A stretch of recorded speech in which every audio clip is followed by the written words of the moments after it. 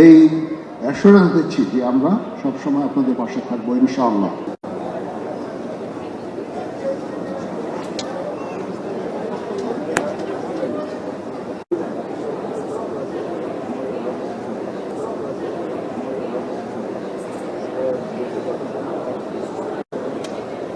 আজকে আমরা এই আহত যোদ্ধাদের জন্য এই ইফতারের ব্যবস্থা করেছি।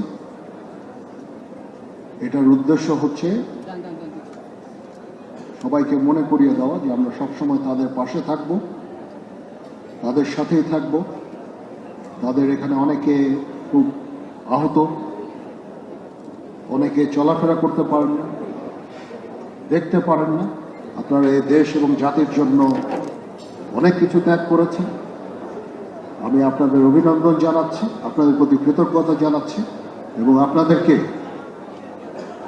এই অ্যাসুরেন্স দিচ্ছি যে আমরা সবসময় আপনাদের পাশে থাকবো ইনশাআল্লাহ। এই ঈদে জামা জুতো অ্যাক্সেসরিজের ডিসকাউন্ট।